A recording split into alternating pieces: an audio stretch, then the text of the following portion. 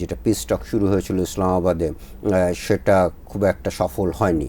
দুই পক্ষই নিজ নিজ দেশে ফেরত চলে গেছে এবং দুপক্ষই এই টক্সের বিষয়ে তাদের হতাশার কথা প্রকাশ করেছে। তাকে যে নিয়ে আসা হয়েছে একটা পরিকল্পনার অংশ হিসাবে, এবং সেই পরিকল্পনার প্রথম ধাপ হচ্ছে যে তাকে আইনের মাধ্যমে একটা পরিষ্কারভাবে তাকে বের করে নিয়ে আসা। আধা ঘন্টা আগে এক জায়গায় দাঁড়িয়ে মিছিল নিয়ে যেয়ে তারপর হচ্ছে তারা সেই মব সন্ত্রাস করেছে, কুপিয়ে কুপিয়ে মেরেছে, পিটিয়ে মেরেছে এবং পিটিয়ে আহত করেছে। আইনের যে ব্যাখ্যাগুলো আমরা দেখেছি তাতে স্পষ্টই হয় এখানে যে যারা ব্যাংক লুটের সাথে জড়িত ছিল, এসএলএম গ্রুপ, যদি আমরা স্পেসিফিক নাম ধরেই আমরা রিপোর্টে লিখেছি, নাসা গ্রুপ, যে 5টি ব্যাংক একীভূত হচ্ছে এর মধ্যে একটা নাসা গ্রুপের নিয়ন্ত্রণে ছিল, 4টা এসএলএম গ্রুপের নিয়ন্ত্রণে ছিল। তাদের ফিরে আসার পথ তৈরি হয়েছে। টাইমস টুডেজ হেডলাইন্স অনুষ্ঠানে সবাইকে স্বাগত জানাচ্ছি। আমি মাহফুজুল্লাহ বাবু। দর্শক যারা ব্যস্ততার কারণে সংবাদপত্র পড়তে পারেননি তাদের জন্য আমাদের এই নিয়মিত আয়োজন। স্টুডিওতে আমরা দিনের প্রধান খবরগুলো নিয়ে আলোচনা করি। এই মুহূর্তে বিশ্বে আসলে সবচেয়ে আলোচিত বিষয় হচ্ছে যে ইসলামাবাদের উদ্যোগে যে শান্তি আলোচনা, সেটি অ্যাপারেন্টলি কিন্তু ফেল করেছে। এখন ইরান যুদ্ধের পরবর্তী পরিস্থিতি কি হতে পারে? স্টুডিওতে আমার সঙ্গে আছেন আমাদের বিশেষ প্রতিনিধি জনাব শেখ শাহরিয়ার জামান। শাহরিয়ার ভাই, ধন্যবাদ। এতক্ষণে তো আমরা সবাই জেনে গেছি যে যেটা পিস টক শুরু হয়েছিল ইসলামাবাদে সেটা খুব একটা সফল হয়নি। দুই পক্ষই নিজ নিজ দেশে ফেরত চলে গেছে এবং দুপক্ষই এই টক্সের বিষয়ে তাদের হতাশার কথা প্রকাশ করেছে। আমেরিকান সাইডে জেডি ভ্যান্স, তাদের ভাইস প্রেসিডেন্ট, উনি লিড করেছিলেন। উনি বলেছিলেন যে ইউএসের প্রপোজালটা ইরান মেনে নেয়নি। আবার ইরানের পক্ষ থেকে তাদের স্পিকার গালিবাফ বলেছেন যে আমেরিকা ইরানের ট্রাস্ট অর্জন করতে পারেনি।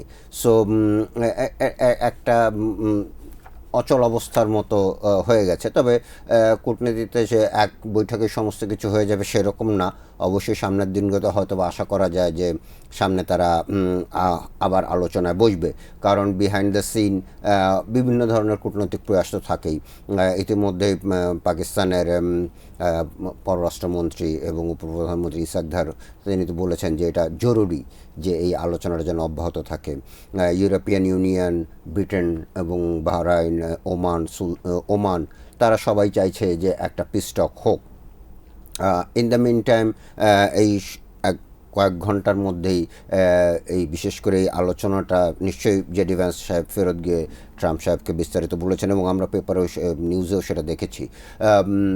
উনি ট্রাম্প সাহেব ঘোষণা দিয়েছেন যে তিনি স্ট্রেট অফ হরমুজ ব্লকেড, সেটা ইউএস যে নেভি তারা একটা ব্লকেড দেবে এবং সেখানে ইরানকে অর্থ দিয়ে যে সমস্ত জাহাজ স্ট্রেট অফ হরমুজ ক্রস করছিল সেই সমস্ত জাহাজকে তারা ঢুকতে দেবে না। এবং সেখানে আরও একটা ঘোষণা উনি দিয়েছেন যে ইরানিয়ান নেভি বা ইরানিয়ানদের পক্ষ থেকে যদি কোনো পিসফুল শিপ, মানে কোনো শান্তিপূর্ণভাবে কেউ ক্রস করছিল এরকম জাহাজ বা আমেরিকান নেভিকে যদি তারা আক্রমণ করার চেষ্টা করে তাহলে তাদের উপরে তিনি নরক, they will be bound to hell, এই ধরনের একটা মন্তব্য উনি করেছেন। আবার কি সংঘাতের দিকে যাচ্ছে? অ্যাপারেন্টলি এই ধরনের মন্তব্য শুনলে মনে হয় যে আবার সংঘাতের দিকে হয়তো বা যাচ্ছে। আবার এটাও আমরা জানি যে ট্রাম্প সাহেব তার বিভিন্ন ধরনের মেসেজ বিভিন্ন সময় দিয়েছেন, সিভিলাইজেশন ওয়াইপ আউট করে দেবেন এবং সেখান থেকে উনি ব্যাক অফ করেছেন 2 ঘন্টা আগে। এই ধরনের আমরা বিভিন্ন জিনিস আমরা দেখেছি। কনফ্লিক্ট বা মিডল ইস্টে আবার পাল্টা হামলা শুরু হবে কি না হয়তো এই মুহূর্তটা প্রিম্যাচিওর। তবে এতটুকু বোঝা যাচ্ছে যে দুই পক্ষের ভিতরে যে আস্থার ঘাটতি সেটা কমেনি, বরঞ্চ সেটা হয়তো বা একটু বাড়তির দিকেই যাচ্ছে বলে অ্যাপারেন্টলি মনে হচ্ছে। লেটস সি, হয়তো আগামীকাল বা পরশু দিনের ভিতরে আমরা একটা মোটামুটি পিকচার দেখতে পাবো যে তারা কি আবার আলোচনার টেবিলে বসবে নাকি আবার সংঘাত শুরু হবে। আরেকটি হচ্ছে যে ইরান আসলে কি চাইছিল? যদি ইরান যেটা চাইছে যে লেবাননের সিজফায়ার, স্ট্রেট অফ হরমুজে তাদের কন্ট্রোল, রিপারেশন, ক্ষতিপূরণ, এগুলো হচ্ছে কি মোটা দাগের দাবি। আর আমেরিকার পক্ষ থেকে যেটা বলা হচ্ছিল যে নিউক্লিয়ার এনরিচমেন্ট, যেটা তারা একটা রেড লাইন হিসেবে বলেছে যে এইটার ডিমান্ডের বাইরে, এইটা নিয়ে কোনো কথা হবে না। সো অল টুগেদার এই স্ট্রেট অফ হরমুজ ওপেন রাখা নিয়ে ইউএসের যেমন একটা জিনিস রয়েছে, নিউক্লিয়ার এনরিচমেন্ট, তাদের সক্ষমতা, ইরানের সক্ষমতা, সেটার বিষয়ে ইউএসের একটা অ্যালার্জি রয়েছে, তারা সেটা চায় না। আবার ইরান চাইছে যে স্ট্রেট অফ হরমুজে তাদের কন্ট্রোলটা রাখতে, সেটা নিয়েও একটা দ্বন্দ্ব রয়েছে। সামনের দিনগুলোতে আলোচনা এগেইন গো ব্যাক, আলোচনাটা কতদূর কীভাবে এগোবে সেটা এখনই বোঝা যাচ্ছে না পরিষ্কারভাবে। তবে দুই পক্ষের ভিতরে যে অনেক বিষয়, অনেক কিছু নিয়ে গ্যাপ রয়েছে, এটা মোটামুটি পরিষ্কার। আরেকটি প্রশ্ন আপনার কাছে, যে অ্যানালিস্টরা অনেকে এক্সপেক্ট করছিলেন যে মধ্যপ্রাচ্যে যে আমেরিকান বেসগুলো আছে, আমরা কাতারের কথা, সৌদি আরব বাদে বাকি যে রাষ্ট্রগুলো, তারা কি আপনার আমেরিকার উপর বিরক্ত হয়ে এক পর্যায়ে গিয়ে সেই বেস সরিয়ে নেওয়ার মতো সবাই এই ধরনের কোনো ওয়েভ মিডল ইস্টে আসতে পারে কিনা? না, এখন পর্যন্ত এই ধরনের কোনো ওয়েভ নাই। আপনি যদি সিকিউরিটি স্ট্রাকচারটা দেখেন, গালফের যে সিকিউরিটি স্ট্রাকচার, সেটা হচ্ছে গিয়ে তারা মোটামুটি আমেরিকাকে বলেছে যে তুমি এসে আমাদের সিকিউরিটিটা দিয়ে যাও, আমরা আমাদের সিকিউরিটি নিতে পারবো না, তুমি এসে আমাদেরকে দিয়ে যাও। সেই জন্য এই মিডল ইস্টে 19টা বেজ আছে আমেরিকার। মানে এটাকে অনেকে বলে থাকে যে সভরেন্টি বিক্রি করে দেওয়া, বা জাস্ট এজিউম বাংলাদেশে ভিন্ন কোনো দেশের একটা বেজ আছে, তাহলে আমাদের কি ফিলিংস হতো, বাট দে অ্যাকসেপ্টেড ইট, বলে যে তোমরা এসে আমাদেরকে সিকিউরিটিটা দিয়ে যাও। এখন আপনি বলছেন যে তারা সরে যাবে, এটা হুট করে এই সিদ্ধান্ত নেওয়া হয় না। সে ফর এক্সাম্পল সৌদি আরব বা কাতার বা বাহরাইন, তারা বলল যে ঠিক আছে তোমরা চলে যাও, তাহলে নেক্সট কোশ্চেন, না না আমি সেটা বলছি না, আপনার প্রশ্নের খাতিরে বলছে যে আপনি যেটা ওয়েভের কথা বলছেন, না এরকম কোনো কিছু ইঙ্গিত এখনো পর্যন্ত নাই। যে যদি এখন গালফের দেশগুলো আমেরিকাকে বলে তুমি এখান থেকে, আমরা তোমাকে আর বেস করতে দিব না, তোমার সিকিউরিটি আমরা চাই না, তাহলে নেক্সট কোশ্চেন আসবে, তাহলে সিকিউরিটিটা দিবে কে? চায়না, রাশিয়া, ইউরোপিয়ান ইউনিয়ন, কে দিবে তাদেরকে? তো ওইটা যতক্ষণ পর্যন্ত না সেটেল হচ্ছে, ততক্ষণ পর্যন্ত আমেরিকার উপস্থিতি গালফে থাকবে, এটাই আশা করা যায়।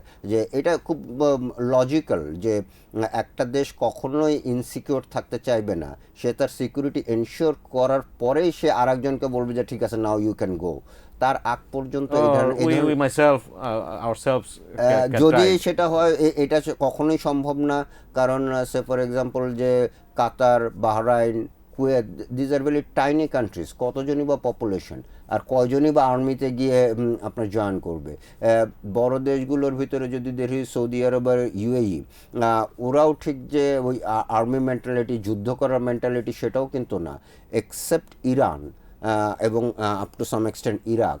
এই দুটো কান্ট্রি ছাড়া ওদের ভিতরে যে ফাইটিং স্পিরিট, আপনার যুদ্ধ করতে গেলে বা মিলিটারিতে জয়েন করলে একটা স্পিরিট লাগে, সেই স্পিরিটের লোকজন গালফের অন্যান্যরা তারা একটা নির্দিষ্ট ধাঁচে নিজেকে তৈরি করে নিয়েছে, যেখানে তারা easy going, they have lot of money, একটা পিসফুল লাইফ, সেখানে কোনো ঝামেলা নাই, এই ধরনের একটা লাইফস্টাইল তারা বেছে নিয়েছে, আরামপ্রিয় একটা।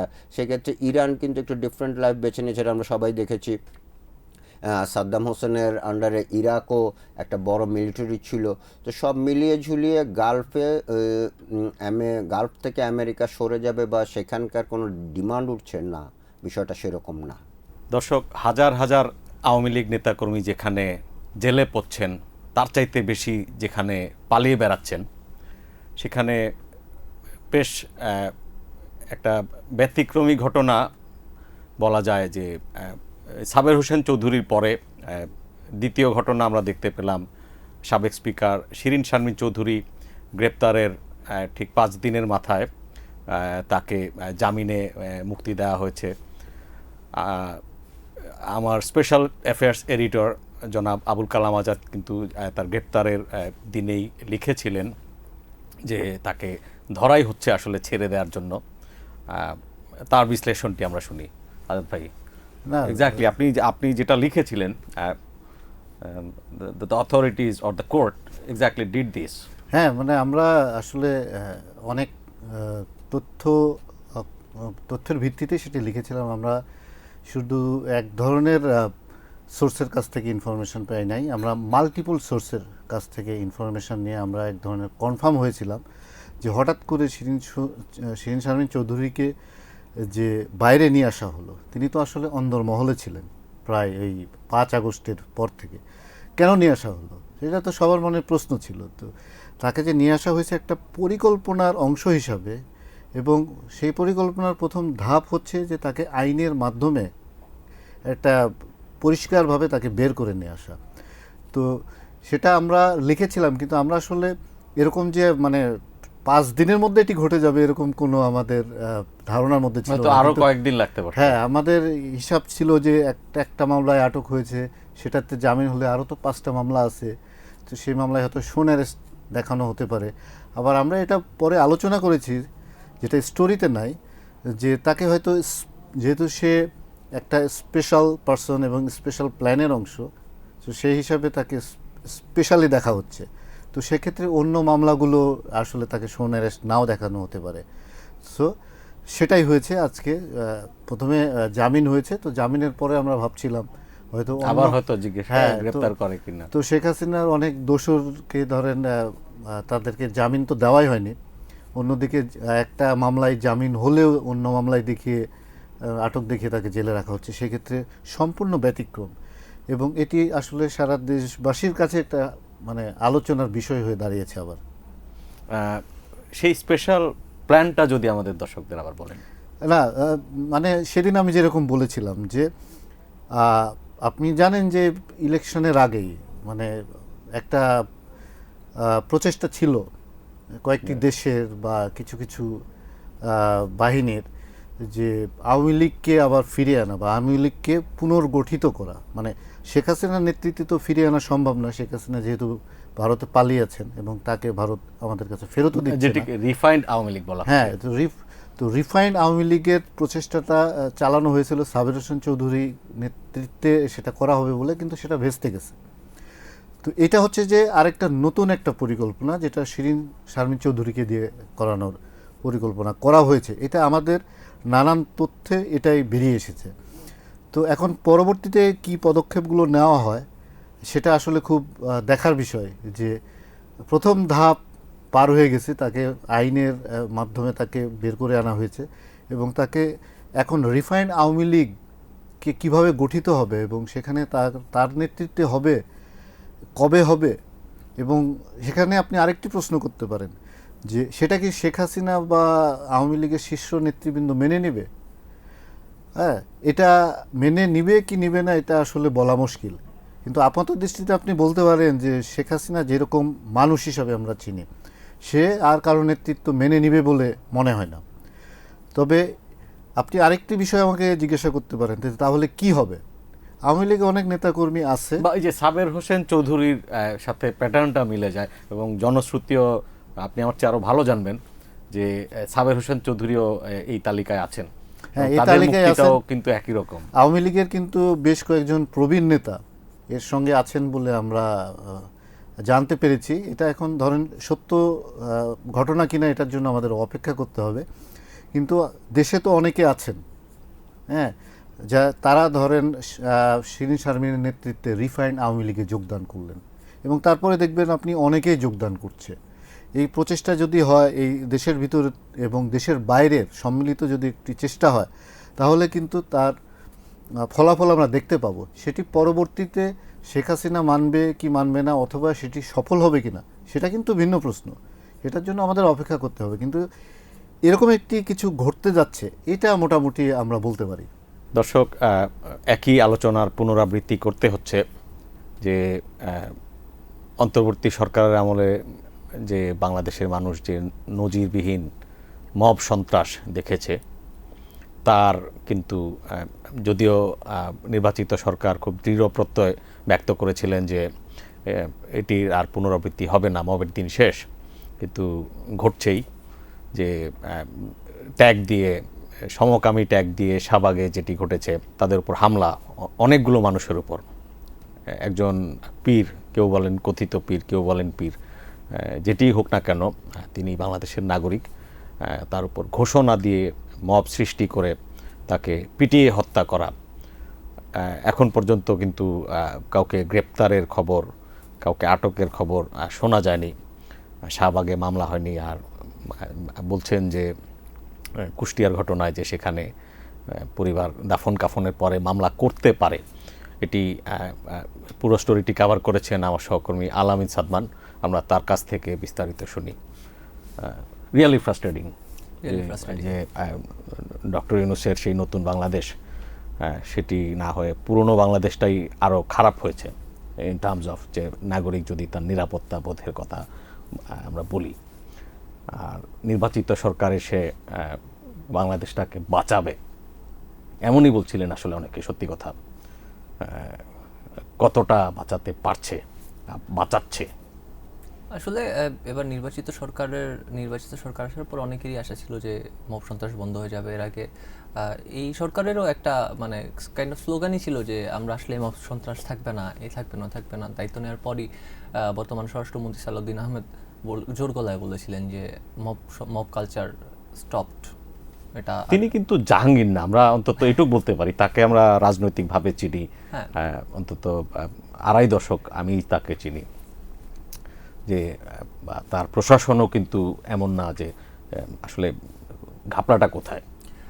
ঘাপলাটা আসলে আমার মনে হয় এটা কি সদিচ্ছা বলবো না মানে নিয়ন্ত্রণহীনতা আসলে বলাটা যায় না, কারণ নতুন সরকার এসেছে, নতুন ভাবে যথেষ্ট শক্তিশালী সরকার, হ্যাঁ যথেষ্ট শক্তিশালী সরকার, সুপার মেজরিটি নিয়ে এসেছে, 2/3 মেজরিটি, 209টা আসন, এবং কিছুদিন আগে আরো 211টা আসনের মতোই তারা জিতেছে।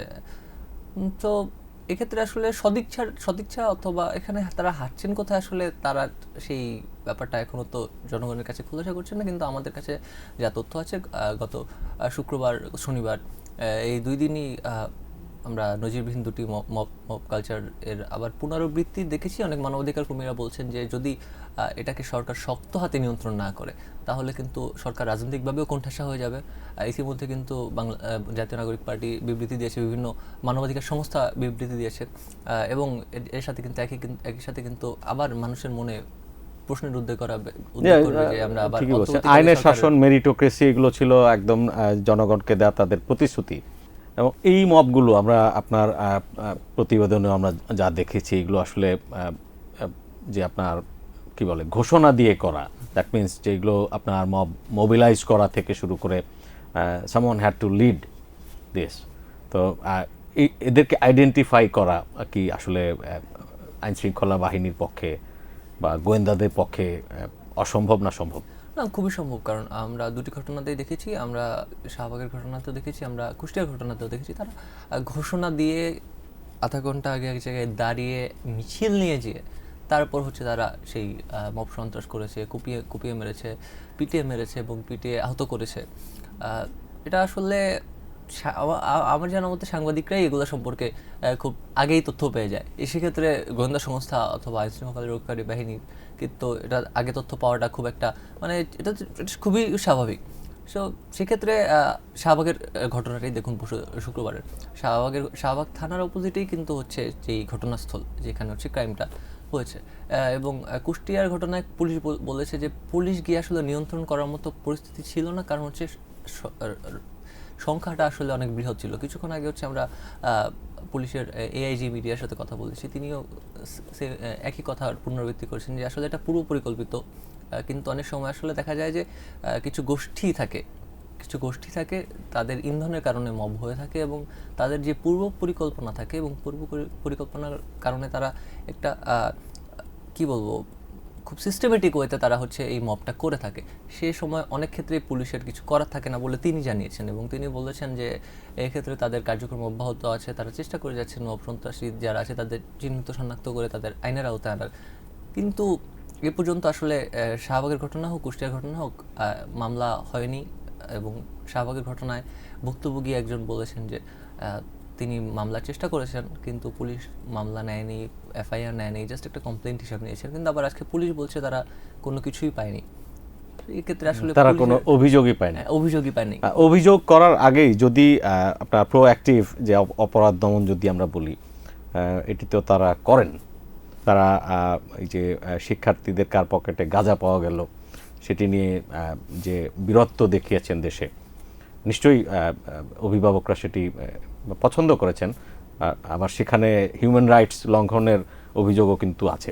তো এই ক্ষেত্রে যে আপনার সোশ্যাল মিডিয়াতে বা বিভিন্ন প্ল্যাটফর্মে আপনার মোবিলাইজ করার ডাক দেওয়া হচ্ছে, এটি প্রতিহত করা মানে তারা পারলেন না। হ্যাঁ, এক্ষেত্রে আসলে সদিচ্ছার অভাবটাই আমি বলবো, কারণ তারা পারবেন আইনশৃঙ্খলাকারী বাহিনী অথবা গোয়েন্দা সংস্থার কাছে তথ্যের ঘাটতি আছে বলে আমার মনে হয় না। কারণ সোশ্যাল মিডিয়া অথবা এক জায়গা থেকে মিছিল করে নিয়ে এসে এক জায়গায় গিয়ে হামলা করা, এক্ষেত্রে তাদের কাছে তথ্য সাধারণত তারা পেয়ে থাকেন। তো এক্ষেত্রে আমার কাছে ব্যক্তিগতভাবে মনে হয় যে সদিচ্ছা, এবং এখানে এক্সপার্টরা বলছেন যে এক্ষেত্রে আসলে যদি এই জিনিসগুলোকে নিয়ন্ত্রণ করা না হয়, সদিচ্ছা যদি সরকারের না থাকে বা পুলিশের না থাকে, তাহলে কিন্তু আসলে নানান অজুহাত দেখানো যায়। দর্শক, অন্তর্বর্তী সরকারের যথেষ্ট আলোচিত যে ব্যাংক রেজলিউশন অর্ডিন্যান্স ছিল, সেটি কিছু পরিবর্তনের মধ্য দিয়ে কিন্তু আইনে পরিণত করেছে সংসদ। কিন্তু এমনভাবে পরিবর্তনগুলো হয়েছে, সেখানে দেখা যাচ্ছে যে যাদের কারণে ব্যাংকগুলোর এই অবস্থা, তাদেরও আবার পর্ষদ পর্যন্ত ফিরে আসার আইনি সুযোগ কিন্তু সৃষ্টি হয়েছে। স্টুডিওতে আমার সঙ্গে আছেন আমাদের সিনিয়র রিপোর্টার তাকি মোহাম্মদ জুবায়ের। তিনি একটি স্টোরি লিখেছেন। এটিকে আসলে উদ্দেশ্য যে হোয়াট ডু থিঙ্ক, যে আমরা যদি বলি এসালম বা আদার নেম যারা ব্যাংক লুটেরা, তাদেরকে আবারও অনবোর্ড করার সুযোগ করে দিল কিনা, আইনি ব্যাখ্যা কি বলে? আইনি ব্যাখ্যা এবং সংশ্লিষ্টদের উদ্বেগ দুটো মিলেই যেটা আমরা কথা বলে বুঝতে পেরেছি এবং আইনের যে ব্যাখ্যাগুলো আমরা দেখেছি, তাতে স্পষ্টই হয় এখানে যে যারা ব্যাংক লুটের সাথে জড়িত ছিল, এসালম গ্রুপ, যদি আমরা স্পেসিফিক নাম ধরেই আমরা রিপোর্টে লিখেছি, নাসা গ্রুপ, যে 5টি ব্যাংক একীভূত হচ্ছে, এর মধ্যে একটা নাসা গ্রুপের নিয়ন্ত্রণে ছিল, 4টা এসালম গ্রুপের নিয়ন্ত্রণে ছিল, তাদের ফিরে আসার পথ তৈরি হয়েছে। এখন এই পথ সরকার দেবে কিনা, বাংলাদেশ ব্যাংক অনুমোদন করবে কিনা, সেটা হলো পরের ধাপ। কিন্তু তাদের ফিরে আসার, এখানে নতুন করে শেয়ার ধারণ করার, ব্যাংকের দায় ধারণ করার সুযোগ তৈরি হয়েছে আইনি। এবং এক্ষেত্রে বাংলাদেশ ব্যাংক যে ব্যাখ্যাটা দিয়েছে সেটা হলো, আগে তারা নতুন এভিনিউ খুলেছে মানে নতুন আইনের মাধ্যমে। আগে 3টা পথ ছিল, হয় লিকুইডেশন অর্থাৎ তাকে অবসায়ন করা, অথবা ব্যাংকটাকে কোনো একটা ব্রিজ ব্যাংকের সাথে নিয়ে যাওয়া, অথবা তৃতীয় কোনো পক্ষের কাছে ব্যাংকটা হস্তান্তর করা। এই 3টি পথ আগের রেজুলেশন যে অধ্যাদেশ ছিল, আপনি জানেন, সে অধ্যাদেশে ছিল। এখন এই যে 18 ক যে ধারাটা, যেটা নিয়ে বিতর্ক তৈরি হয়েছে ব্যাপকভাবে, এখানে যেটা সংযুক্ত করা হয়েছে, এই ব্যাংক অর্থাৎ যে একীভূত করা ব্যাংক, সেটা ওখানে স্পষ্টভাবে লেখা আছে যে এই ব্যাংক একীভূত করার উদ্দেশ্যে যে একীভূত করার যে প্রক্রিয়া করা হয়েছে, প্রক্রিয়ার পূর্বে যারা শেয়ার ধারক ছিল, আপনি জানেন যে ব্যাংক যখন একীভূত করা হয়েছে তখন তার একটা প্রক্রিয়া হিসেবে শেয়ার শূন্য করা হয়েছে, পূর্বে শেয়ার ধারক কোনো শূন্য নাই। তাহলে আইনিভাবে বলা আছে যে এই মানে শেয়ার ধারণের পূর্বে যারা শেয়ার ধারক ছিলেন তারা, অথবা বাংলাদেশ ব্যাংক যদি কাউকে যোগ্য মনে করে তিনি বা তারা, সেক্ষেত্রে এই এই ব্যাংকের নতুন করে শেয়ার ধারণ করতে পারবে, ব্যাংকের দায় এবং সম্পদ ধারণ করতে পারবে, এবং ব্যাংকের তারা দায়িত্ব গ্রহণ করতে পারবে। তার মানে হচ্ছে যে শেয়ার শূন্য ঘোষণা করা হয়েছিল, সেটি বলবৎ থাকবে, আর তারা চাইলে নতুন করে আপনার যে শেয়ার অ্যাকোয়ার করতে পারবে। এই বিষয়টা কিন্তু 5টি ব্যাংকের কথা, এই বিষয়টা আইনে স্পষ্ট করা হয় না, হয়তো সামনে হয়তো যখন বিধি যখন আসবে হয়তো এই আইনের উপরে, তখন হয়তো স্পষ্ট করা হতে পারে। বাট এই যে এখন পর্যন্ত যতটুকু এসেছে তার ইন্টারপ্রিটেশন, যতটুকু ইন্টারপ্রিটেশনটা মনে হচ্ছে যে এটা অস্পষ্ট থাকলে যে আইনের লেখার যে ধারা বা ভাষায়, সেটা মনে হচ্ছে যে তাদেরকে নতুন করে ধারণ করতে হবে, যে ধারণ শব্দটা লেখা আছে, নতুন করে তাদেরকে নতুন করে শেয়ার ধারণ করতে হবে, দায় ধারণ করতে হবে, ব্যাংকের লায়াবিলিটি তাদেরকে ধারণ করতে হবে। আর এখানে বাংলাদেশ ব্যাংকের যেটা বক্তব্য, সেটা হলো বাংলাদেশ ব্যাংক এটাকে তারা এখনও অবজারভেশন করতেছে। তারা যেহেতু এখনও গেজেটটা এখনও পাস হয়নি, তারা এখনও বিষয়টা সম্পর্কে বাংলাদেশ ব্যাংক নিজেও পুরোটা ক্লিয়ার না। আর এখানে সবচেয়ে উদ্বেগের বিষয়টা হলো বাংলাদেশ এই অধ্যাদেশ, এই আইনটা, আগে তো অধ্যাদেশ ছিল, যখন আইনটা তৈরি করা হলো, আইনের খসড়াটা যখন করা হয়, তখন কিন্তু এই যে কমিটি করা হয়েছিল একটা 9 সদস্যের, এই কমিটিতে বাংলাদেশ ব্যাংকের মাত্র 3 জন সদস্য ছিল, বাকিটা ছিল কিন্তু আমলাদের মধ্য থেকে, লেজিসলেটিভ ডিপার্টমেন্ট থেকে এবং আপনার প্রশাসন ডিপার্টমেন্ট থেকে।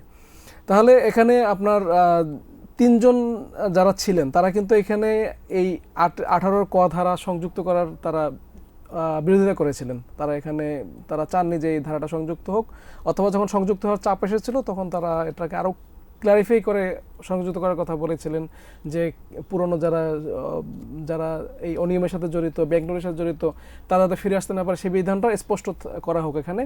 যদিও বিষয়টা স্পষ্ট করা হয়নি, এবং বাংলাদেশ ব্যাংকের আমি 1 ডজন কর্মকর্তার সঙ্গে কথা বলেছি, শীর্ষ কর্মকর্তা সহ, এবং ম্যাক্সিমাম শীর্ষ কর্মকর্তা, ওনারা বিষয়টা নিয়ে আসলে এভাবেই কোট আনকোট বলেছেন, তারা প্যানিকড বর্তমান গভর্নমেন্টের আর্থিক খাত নিয়ে যে রিসেন্ট ডিসিশনগুলো নিচ্ছে, তারা প্যানিকড শব্দটা উচ্চারণ করেছেন আমাকে একাধিক কর্মকর্তা। কারণ তারা দেখেছেন যে আর্থিক খাতের যে সবচেয়ে বড় লুটেরারা, তারা আপনার তাদের কথায় বা তারা রাজনীতিবিদদের ঘুষ দিয়ে, যেটি এখন স্পষ্টতই অ্যাটলিস্ট কাজেও প্রমাণ হয়েছে যে তারা গভর্নর নিয়োগ দেন, অন্যান্য পদায়ন করাচ্ছিলেন।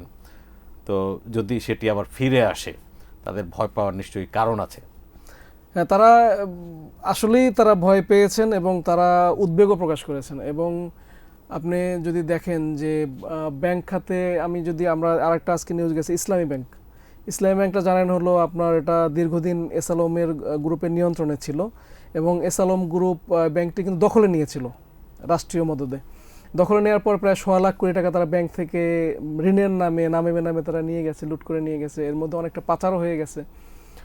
তাহলে এই ইসলামী ব্যাংকে আপনি দেখেন যে বর্তমান গভর্নমেন্ট আসার পরে ইসলামী ব্যাংকের মধ্যে আমরা একটা কথা শুনতেছিলাম যে এই ব্যাংকের নিয়ন্ত্রণ নিতে একটা ত্রিমুখী একটা লড়াই চলছে।